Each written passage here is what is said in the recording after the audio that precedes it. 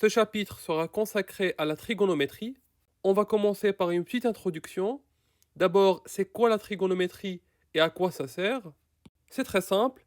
Considérons un triangle ABC, rectangle en A. Et ben, la trigonométrie fait le lien entre les longueurs des côtés, c'est-à-dire la distance AB, AC et BC, avec les mesures des angles, les angles B et C. Je sais que plusieurs parmi vous vont me dire à quoi ça sert tout ça. On sait mesurer les longueurs des côtés, on sait mesurer les angles. Pourquoi on a besoin d'un lien entre les deux? Encore une notion mathématique qui ne sert à rien. Eh bien, sachez que ce n'est pas vraiment le cas. La trigonométrie est très importante et nous aide à résoudre plusieurs problèmes pratiques. On verra plusieurs problèmes après, mais prenons un exemple classique, celui de l'altitude des montagnes. Vous entendez souvent dans les médias qu'on est à 3000 mètres d'altitude, à 4000 mètres d'altitude. Mais est-ce que vous vous êtes déjà posé la question comment on fait pour calculer la hauteur d'une montagne? Essayons de schématiser la problématique, comme ça on comprend le problème auquel on est confronté. On est là et on cherche à calculer la hauteur de la montagne, c'est-à-dire cette longueur. Et comme on ne peut pas pénétrer à l'intérieur de la montagne, vous l'avez deviné, on ne peut pas calculer cette distance directement. Et c'est là où la trigonométrie intervient. Dans ce cas, c'est beaucoup plus facile de mesurer l'angle. Il suffit d'envoyer un rayon lumineux directement qui touche le sommet de la montagne et on peut calculer cet angle-là. Et comme vous voyez ici, il s'agit d'un triangle rectangle en ce point qu'on va appeler A. Donc on a un triangle rectangle, on a l'angle, et comme la trigonométrie assure le lien entre les mesures des angles et les longueurs des côtés, on arrivera facilement, grâce à des propriétés dans la trigonométrie, de calculer l'altitude de la montagne. On résoudra ce problème en détail après, ainsi que d'autres problèmes pratiques, ne vous inquiétez pas. L'idée maintenant, c'est juste que vous compreniez l'importance de la trigonométrie. La trigonométrie assure le lien entre les longueurs des côtés et les mesures des angles dans un triangle rectangle. Notez bien rectangle, il faut absolument que le triangle soit rectangle. Et si le triangle n'est pas rectangle, par exemple le triangle BSL, il faut essayer de fabriquer un triangle rectangle. Par exemple, considérons le triangle BSA au lieu de BSL. Donc on ne peut appliquer la trigonométrie que sur des triangles rectangles. Par exemple ici, on peut l'appliquer sur le triangle BSA, sur le triangle SLA, mais pas sur le triangle BSL. La deuxième chose qui est très importante, la trigonométrie n'est appliquée que sur les angles B et C. Donc l'angle qui mesure 90 degrés n'est pas du tout concerné. Les propriétés qu'on verra après n'engagent que les angles B et C. Passons maintenant aux propriétés. Vous allez voir, il n'y a pas grand-chose à apprendre. Le cours se résume à ces trois propriétés. Commençons par la première. Cosinus de l'angle égale adjacent sur hypoténuse. Et quand vous remarquez, on fait travailler deux types de grandeur. Un angle et des longueurs. Maintenant, qu'est-ce que c'est qu'un adjacent? Qu'est-ce que c'est qu'un hypoténuse?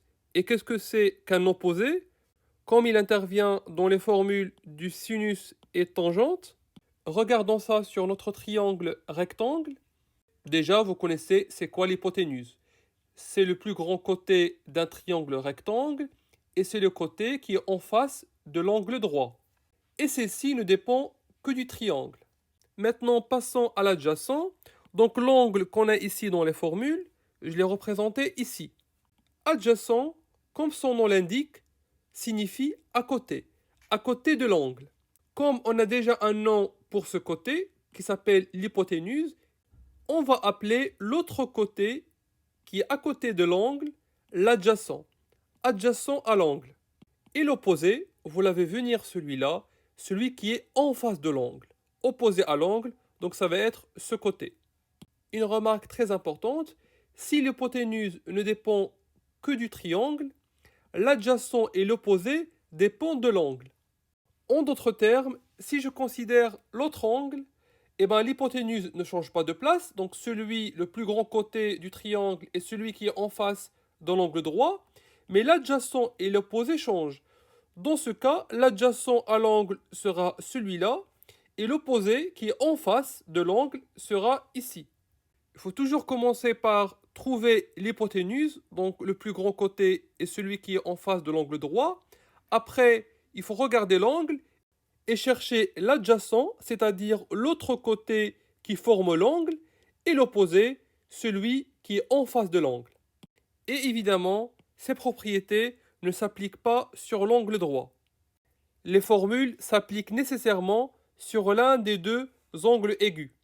Maintenant, comment peut-on apprendre ces formules? Ça a l'air compliqué. Donc on a adjacent sur hypoténuse, opposé, opposé sur adjacent. Et bien ça va être grâce à cette phrase. Casse-toi. Qu'on lit casse-toi. Essayons d'expliquer d'où ça vient. Vous allez voir, c'est très simple. Intéressons-nous maintenant à la première formule. Donc cosinus de l'angle égale à l'adjacent sur l'hypoténuse. Et bien si on garde la première lettre de chaque terme, on trouve C, A, H. K. Passons maintenant à la deuxième formule. Sinus de l'angle égale à opposé sur hypoténuse. On garde la première lettre, donc S, O, H. So. Et en appliquant la même chose sur la dernière formule, donc tangent de l'angle égale à opposé sur adjacent, il nous reste T, O, A. Toa. On trouve ainsi casse-toi.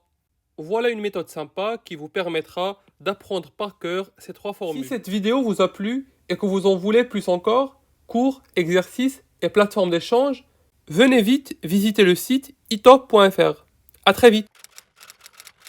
Intéressons-nous maintenant à quelques exemples. Soit le triangle ABC, rectangle en A, et cherchons la longueur BC. Vous l'avez deviné, on va utiliser l'une de ces trois formules, mais remarquez bien, chaque formule travaille avec trois objets géométriques, un angle et deux longueurs. Donc, si on a un angle et une longueur, on peut déduire la deuxième longueur. Si on a deux longueurs, on peut déduire l'angle. C'est comme les équations. Retournons maintenant à notre exemple. On connaît l'angle B, donc 60 degrés. On connaît la longueur AB, 10 cm.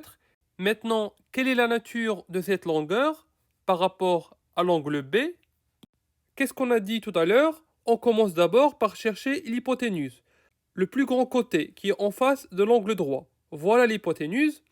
Maintenant, observons l'angle B. Clairement, AB, cette longueur, représente l'adjacent de cet angle-là, parce que clairement, il est à côté de l'angle.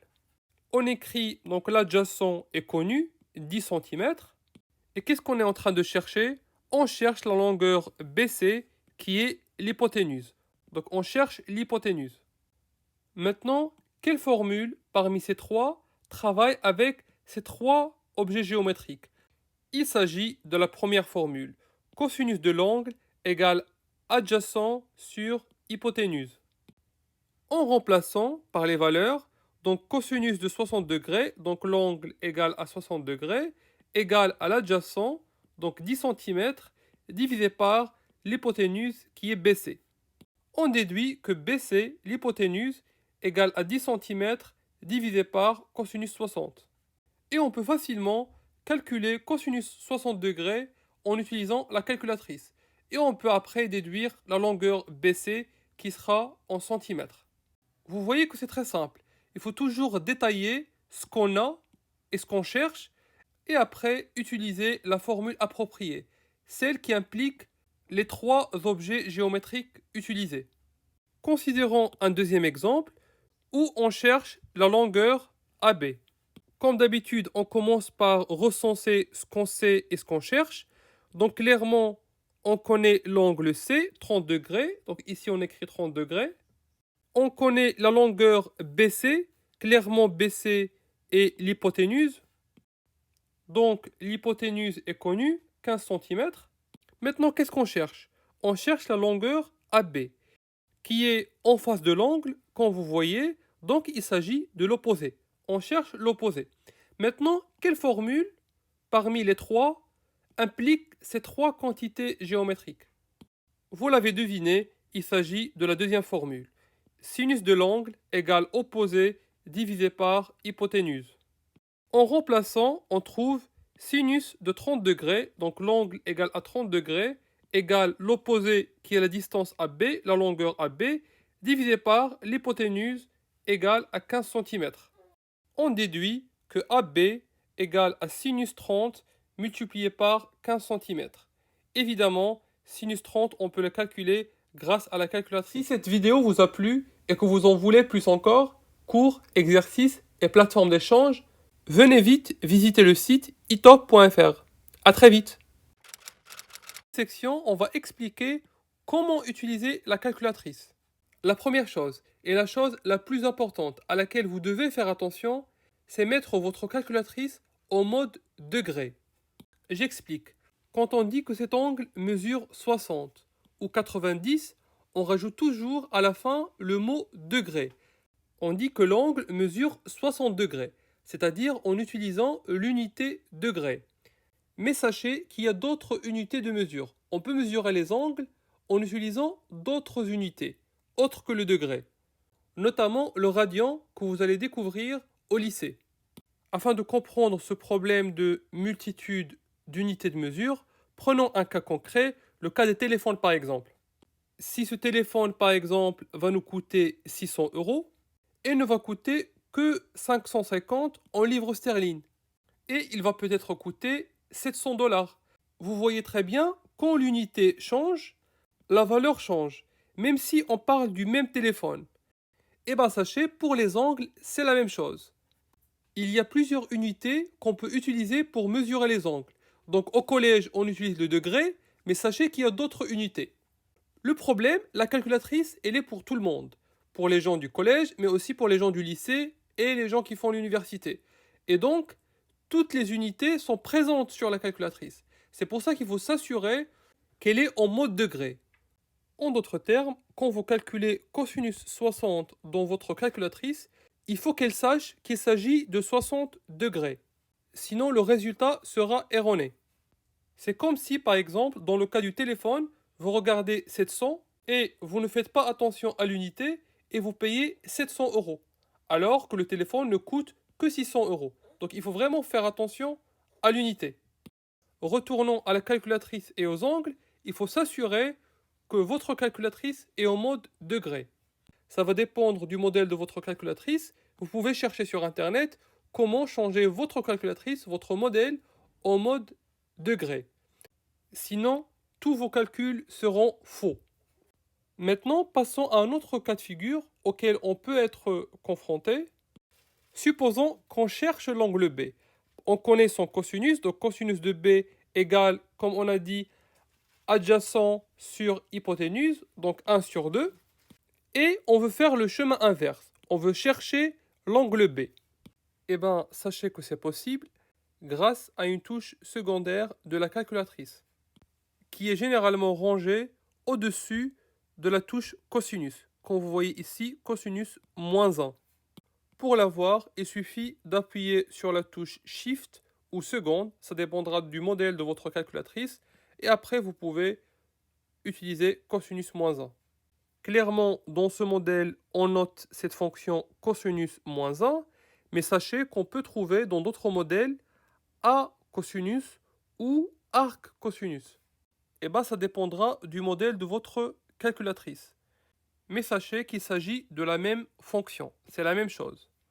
En appuyant sur Shift cosinus, donc en appelant la fonction cosinus -1 de 1/2, c'est-à-dire 0,5, on trouve l'angle B égale à 60 degrés. Si cette vidéo vous a plu et que vous en voulez plus encore, cours, exercices et plateformes d'échange, venez vite visiter le site itop.fr. À très vite.